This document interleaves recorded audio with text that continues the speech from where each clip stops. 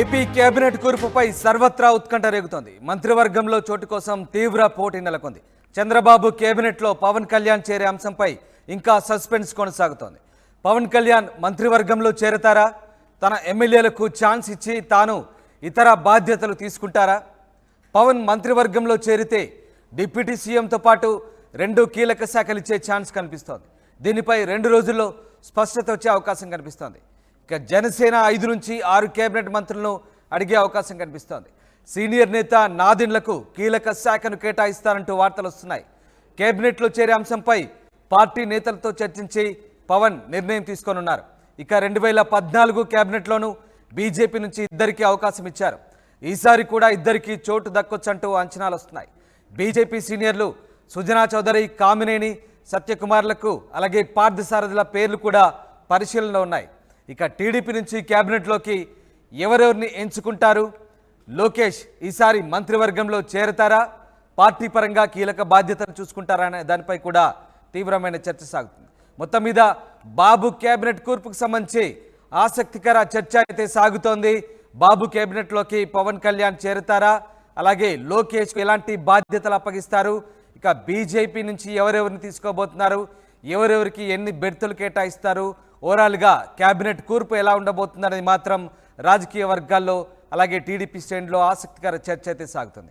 Yes, మా ప్రతినిధి రాజేష్ విజయవాడ నుంచి జాయిన్ అవుతున్నారు.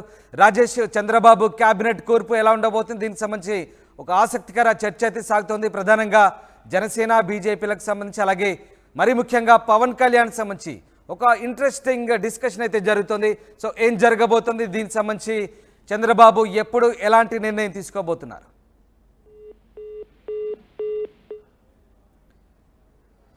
రైట్, ఏబీ కేబినెట్ కూర్పుపై సర్వత్రా ఆసక్తి నెలకొంది. మంత్రివర్గంలో చోటు కోసం తీవ్ర పోటీ నెలకొన్న పరిస్థితి. చంద్రబాబు కేబినెట్లో పవన్ కళ్యాణ్ చేరే అంశంపై సస్పెన్స్ కొనసాగుతోంది. పవన్ కళ్యాణ్ మంత్రివర్గంలో చేరతారా లేదా అనే ఒక ఆసక్తికర చర్చ అయితే సాగుతోంది. ఒకవేళ తన ఎమ్మెల్యేలకు ఛాన్స్ ఇచ్చి తాను ఇతర బాధ్యతలు తీసుకుంటారా అనే వాదనలు కూడా వినిపిస్తున్నాయి. పవన్ మంత్రివర్గంలో చేరితే డిప్యూటీ సీఎంతో పాటు 2 కీలక శాఖలు ఇచ్చే ఛాన్స్ ఉన్నట్టుగా వార్తలు, ఊహాగానాలు వెలువెత్తున్నాయి. దీనిపై 2 రోజుల్లో స్పష్టత వచ్చే అవకాశం కూడా ఉంది. ఇటు జనసేన 5 నుంచి 6 కేబినెట్ మంత్రులను అడిగే ఛాన్స్ కనిపిస్తోంది. అందుకు తగ్గట్టుగా తెలుగుదేశం పార్టీ కూడా కేటాయించే అవకాశాలు ఉన్నట్లుగా వార్తలు వస్తున్నాయి. ముఖ్యంగా జనసేన సీనియర్ నేత నాదెండ్లకు కీలక శాఖను కేటాయిస్తారంటూ కూడా వార్తలు వస్తున్నాయి. ఇటు కేబినెట్లో చేరే అంశంపై పార్టీ నేతలతో చర్చించి పవన్ కళ్యాణ్ నిర్ణయం తీసుకోబోతున్నారు. ఎన్ని బెర్తులు అడగాలనే అంశానికి సంబంధించి కూడా పార్టీ అంతర్గత సమావేశంలో పార్టీ నేతలతో చర్చించబోతున్నట్టుగా తెలుస్తోంది. ఇటు 2014 కేబినెట్లో బీజేపీ నుంచి 2కి అవకాశం కల్పించారు. ఈసారి కూడా 2కి చోటు దక్కొచ్చనే అంచనాలు వెలువెత్తున్నాయి. బీజేపీ సీనియర్లు సుజనా, కామినేని, సత్యకుమార్, పార్థసారథుల పేర్లు పరిశీలనలో ఉన్నాయి. అయితే బీజేపీ హైకమాండ్ ఎవరి పేర్లు సూచిస్తుందనేది మాత్రం ఇంకా ప్రశ్నార్థకంగా ఉంది. రైట్, మా ప్రతినిధి రాజేష్ జాయిన్ అవుతున్నారు. రాజేష్, చంద్రబాబు కేబినెట్ కూర్పుపైనే అంతా ఆసక్తి చూపిస్తున్నారు. సర్వత్రా ఒక ఆసక్తికర చర్చ అయితే సాగుతోంది. కేబినెట్ కూర్పు ఎలా ఉండబోతుంది? మిత్రపక్షాలకు ఎన్ని బెర్తులు కేటాయించబోతున్నారు? ఏం జరగబోతోంది? ప్రస్తుతానికి చంద్రబాబు కేబినెట్ కి సంబంధించిన అంశంలో ప్రస్తుతానికి ఇంకా నిర్ణయం తీసుకోలేదు. ఎంతమంది చంద్రబాబు కేబినెట్ ఉంటారు ఏంటనే దానిపైన స్పష్టత 2 రోజులు వచ్చే అవకాశం కనబడుతుంది. అయితే జనసేన పార్టీకి సంబంధించి చూస్తే కనుక 21 స్థానాల్లో పోటీ చేసిన జనసేన పార్టీ 100% స్ట్రైక్ రేట్ తో 21 స్థానాల్ని గెలుచుకుంది. ఇప్పుడు జనసేన పార్టీకి సంబంధించిన అంశంలో ఎంతమంది కేబినెట్ మంత్రి పదవులు రాబోతున్నాయనే అంశం ఒక చర్చనీయాంశం అవుతుంది. అంతేకాదు పవన్ కళ్యాణ్ ఏ పదవి తీసుకోబోతున్నారని ఇప్పుడు పెద్ద ఎత్తున చర్చ జరుగుతుంది. ఎందుకంటే సీఎం ఆల్రెడీ చంద్రబాబుగా డిసైడ్ అయిపోయారు కాబట్టి ఇప్పుడు డిప్యూటీ సీఎం అనే పదవి ఉంది కాబట్టి డిప్యూటీ సీఎం పదవిని పవన్ కళ్యాణ్ తీసుకుంటారా లేదా అనేది ఇప్పుడు సస్పెన్స్ గా కొనసాగుతుంది. జనసేన పార్టీ వర్గాల నుంచి కానీ బయట నుంచి వస్తున్న సమాచారం ప్రకారం పవన్ కళ్యాణ్ డిప్యూటీ సీఎం తీసుకుంటే కనుక తీసుకోకపోవచ్చు అనే ప్రచారమే జరుగుతుంది. ఎందుకంటే డిప్యూటీ అంటే అందరూ జనసేన పార్టీ కార్యకర్తలు కానీ జనసేన పార్టీ నేతలు కానీ పవన్ కళ్యాణ్ సీఎంగా చూడాలనుకున్నారు. కాబట్టి ఇప్పుడు సీఎంగా చూడాలనుకున్న పవన్ కళ్యాణ్ డిప్యూటీ సీఎం తీసుకుంటే ఎంతవరకు బాగుంటుందనే అంశంలో కూడా చర్చ జరుగుతుంది. దాదాపు 5 నుంచి 6 మంత్రి పదవులు వచ్చే అవకాశం కనబడుతుంది. దాంట్లో అంటే 21 స్థానం ఉన్నప్పటికీ కొంత క్రియాశీలకంగా అదేవిధంగా పొత్తులో కీలకంగా ఉన్నారు కాబట్టి 5 నుంచి 6 మంత్రి పదవులు వచ్చే అవకాశం కూడా చాలా స్పష్టంగా కనబడుతుంది. వాళ్ళ పేర్లు కూడా బయట పెద్ద ఎత్తున ప్రచారం జరుగుతుంది. అటు తాడేపల్లిగూడెం సంబంధించి ఎమ్మెల్యే గెలిచినటువంటి బొలిశెట్టి శ్రీనివాసు, నరసాపురం ఎమ్మెల్యే గెలిచినటువంటి గుమ్మడి నాయకర్, ఇలా కొంతమంది పేర్లు, విశాఖపట్నం సంబంధించినటువంటి సుందరపు విజయ్ కుమార్, ఇలా కొంతమంది పేర్లు వినబడుతూ ఉన్నాయి. సామాజిక వర్గాల సమీకరణాల కోణంలోనే అంచనా వేసుకునే మంత్రి పదవులు కేటాయింపులు అయితే జరిగే అవకాశం కనబడుతుంది. ఇక చంద్రబాబు కేబినెట్ సంబంధించి చూస్తే కనుక 135 స్థానాలు 144 స్థానాల్లో పోటీ చేస్తే 135 స్థానాల్లో తెలుగుదేశం పార్టీ గెలిచింది కాబట్టి దాదాపు 18 నుంచి 19 స్థానాల 19 మంత్రి పదవులు తెలుగుదేశం పార్టీ సంబంధించినటువంటి వచ్చే అవకాశం కనబడుతుంది. గతంలో కంటే భిన్నంగా ఈసారి యువత వైపు చంద్రబాబు చూస్తున్నారని తెలుస్తుంది. రాయలసీమలో కూడా ఎక్కువ ఈసారి మంత్రి పదవులు కేటాయించే అవకాశం కనబడింది. దాంట్లో ప్రధానంగా చూస్తే కనుక కొత్తగా రాజకీయాల్లోకి వచ్చిన వాళ్ళు, అదేవిధంగా కొంత అక్కడ బలమైన అభ్యర్థులు ఓడించిన వాళ్ళ మీద ఎక్కువ ఫోకస్ ఉండే అవకాశం కనబడుతుంది. కడప నుంచి గెలిచినటువంటి రెడ్డెప్ప మాధవిరెడ్డి కానీ, లేకపోతే సవితమ్మ, ఉమ్మడి అనంతపురం జిల్లా సవితమ్మ, వంగలపూడి అనిత, తంగిరాల సౌమ్య, ఇలా సామాజిక వర్గ సమీకరణాలు, బీసీ, ఎస్సీ, అదేవిధంగా ఇతర సమీకరణాలు చూసుకుని మంత్రి పదవులు కేటాయింపులు అయితే జరిగే అవకాశం కనబడుతుంది. భారతీయ జనతా పార్టీ చూస్తే కనుక పోటీ చేసిన 10 స్థానాల్లో 8 స్థానాల్లో గెలిచింది కాబట్టి ఒక 2 లేదా 3 మంత్రి పదవులు అయితే బీజేపీకి కేటాయించే అవకాశం కనబడుతుంది. వాళ్ళకి సంబంధించినటువంటి లిస్టు ఆ పార్టీ నుంచి రావాల్సి ఉంటుంది. ఎందుకంటే జనసేన బీజేపీ ఎంతమంది కావాలి, ఎవరెవరి పేర్లు అనేది వాళ్ళు నిర్ణయించాల్సి ఉంటుంది కాబట్టి దాని మీద కూడా వాళ్ళు అటు బీజేపీ అదేవిధంగా జనసేన కసరత్తు చేస్తున్నారు. తెలుగుదేశం పార్టీకి సంబంధించినటువంటి అంశాలు ఆల్రెడీ కసరత్తు మొదలుపెట్టారు. ముఖ్యంగా చంద్రబాబు ముఖ్యమంత్రిగా ప్రమాణ స్వీకారం చేసిన తర్వాత క్యాబినెట్కి సంబంధించిన మంత్రి పదవులపైన నిర్ణయం తీసుకునే అవకాశం అయితే కనబడుతుంది. కొత్త అదేవిధంగా పాత అంటే సీనియర్లకి ప్రాధాన్యత ఇస్తూ కొత్తగా ఎన్నికైనటువంటి వారు, కొత్తగా ఎమ్మెల్యేగా ఎన్నికైన వారు, లేకపోతే యంగ్గా ఉన్న వాళ్ళకి ప్రాధాన్యత కల్పించే అవకాశం అయితే చాలా స్పష్టంగా.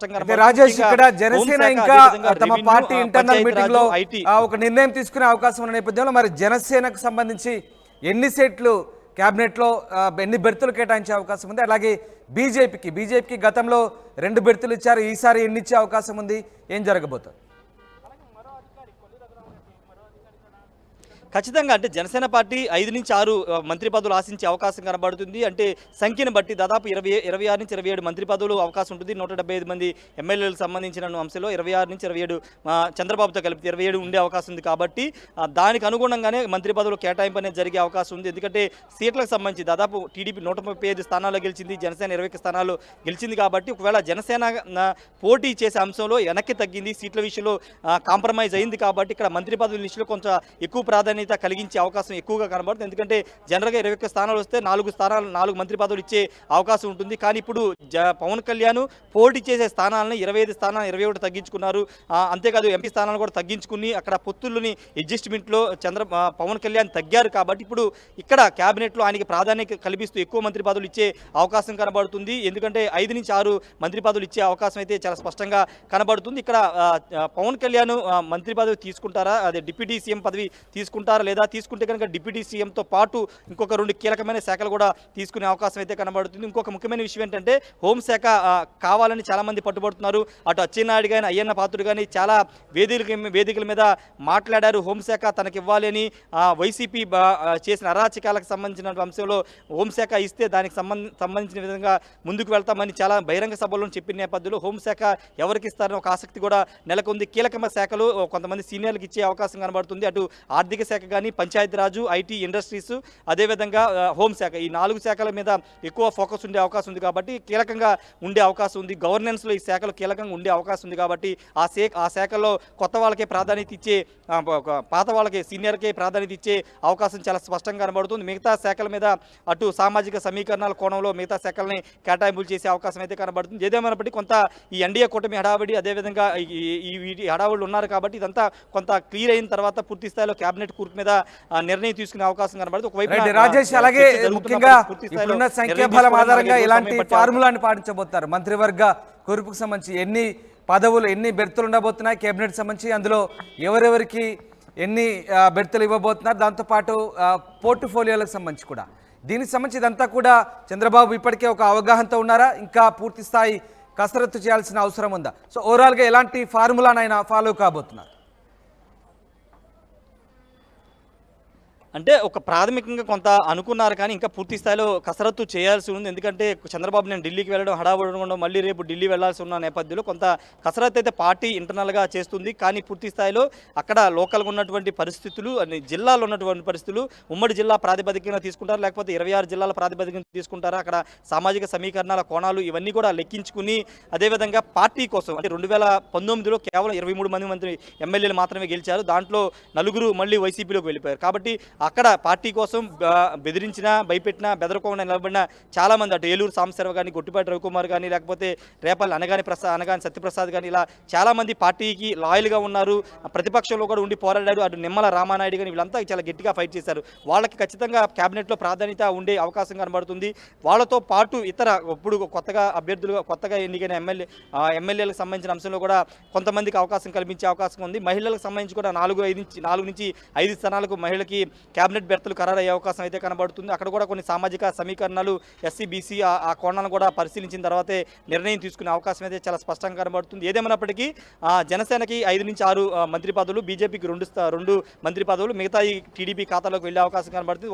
రాజేష్, ఒక్కసారి జనసేనకు సంబంధించి దాదాపు 5 సీట్లు కేటాయించే అవకాశం ఉన్న నేపథ్యంలో మరి జనసేన నుంచి ఎవరెవరు పదవులు ఆశిస్తున్నారు? పవన్ కళ్యాణ్ ప్రధానంగా ఎవరి పేర్లను పరిశీలనలోకి తీసుకునే ఛాన్సెస్ కనిపిస్తా ఉన్నాయి ఇక్కడ? ఖచ్చితంగా మొదటి పేరు అయితే ఖచ్చితంగా కందుల దుర్గేష్ పేరు బలంగా వినబడుతుంది. ఆయన రాజమండ్రి రూరల్ నుండి పోటీ చేయాలనుకున్నప్పటికీ పొత్తులో భాగంగా ఆయన కొవ్వూరు రావాల్సి వచ్చింది. కొవ్వూరు నుంచి పోటీ చేసి ఆయన గెలిచారు కాబట్టి ప్రస్తుతం ఆయన నిడదవోలు నుంచి ఆయన పోటీ చేశారు కాబట్టి నిడదవోలు నుంచి గెలిచారు కాబట్టి కందుల దుర్గేష్ పేరు ప్రప్రదంగా వినబడుతుంది. అదేవిధంగా అనకాపల్లి నుంచి పోటీ చేసినటువంటి కొనతాల రామకృష్ణ పేరు కూడా వినబడుతుంది. తాడేపల్లి గురించి పోటీ చేసిన బొల్లిశెట్టి శ్రీనివాస్ పేరు కూడా క్యాబినెట్ బెర్త్లో వినబడుతుంది. ఇక బీసీ సామాజిక వర్గానికి సంబంధించినటువంటి మత్స్యకార కమ్యూనిటీ సంబంధించినటువంటి నర్సాపురం నుండి పోటీ చేసి గెలిచినటువంటి బొమ్మిడి నాయకర్ పేరు వినబడుతుంది. ఇలా కొంతమంది పేర్లు వినబడుతుంది. నెల్లిమర్ నుంచి పోటీ చేసి లోకం మాధవి మహిళా కోటల ఆమె పేరు కూడా వినబడుతున్న నేపథ్యంలో పవన్ కళ్యాణ్ ఎవరికి ప్రాధాన్యత ఇస్తారో చూడాల్సిన అవసరం కనబడుతుంది. చాలా స్పష్టంగా అటు పోలవరానికి సంబంధించి కానీ లేకపోతే పి గన్నవరం సంబంధించిన అంశంలో కూడా అక్కడ నిర్ణయం తీసుకునే అవకాశం కనబడి అక్కడ ఎస్సీ సామాజిక వర్గానికి సంబంధించినటువంటి ఎస్టీ అదేవిధంగా ఎస్సీ సామాజిక వర్గానికి సంబంధించిన అభ్యర్థులు గెలిచారు కాబట్టి వాళ్ళకి ఏదైనా ప్రాధాన్యత కల్పిస్తారో లేదో చూడాల్సిన అవసరం అయితే చాలా స్పష్టంగా కనబడుతుంది. రామ్దాస్ రైట్. అలాగే రాజేష్, మరి ముఖ్యంగా లోకేష్ కు సంబంధించి కూడా ఆసక్తికర చర్చ సాగుతోంది. లోకేష్ కు ఎలాంటి ప్రాధాన్యత దక్కబోతోంది, ఎలాంటి కీలక శాఖలు అప్పగించే అవకాశం ఉంది, దీనికి సంబంధించి కూడా ఇంట్రెస్టింగ్ డిస్కషన్ జరుగుతుంది. సో ఏం జరగబోతోంది?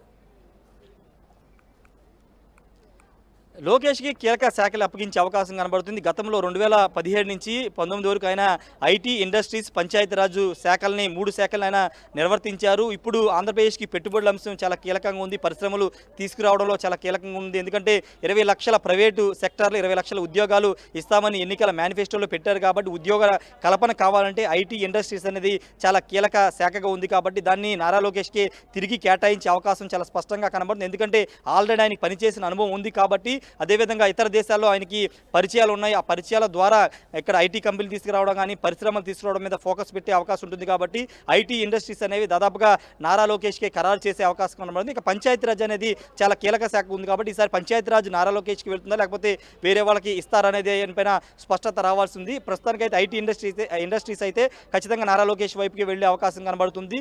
ఇక మిగతా శాఖలు చూస్తే కనుక రెవెన్యూని గతంలో యనమల రామకృష్ణుడు 5 ఏళ్ల పాటు నిర్వర్తించారు. ఇప్పుడు యనమల రామకృష్ణుడు ఇస్తారా లేకపోతే వేరే వాళ్ళకి ఎవరికైనా కేటాయిస్తారో చూడాల్సిన అవసరం అయితే ఉంది. మరోవైపు హోంశాఖ గతంలో చంద్రచెప్ప 5 ఏళ్ల పాటు ఆయనే మంత్రిగా కొనసాగారు. ఇప్పుడు హోంశాఖని వేరే వాళ్ళకి కేటాయిస్తారు లేకపోతే జనసేన పార్టీ తరఫు నుంచి పవన్ కళ్యాణ్ డిప్యూటీ సీఎం తీసుకుంటే ఆయనకి హోంశాఖ ఏమైనా కేటాయిస్తారా అనే దానిపైన ఒక చర్చ జరుగుతుంది. మరి చూడాలి. కీలక శాఖలు అయితే సీనియర్ మాజీ మంత్రులకి ఇచ్చే అవకాశం అయితే స్పష్టంగా కనబడుతుంది. రామ్దాస్.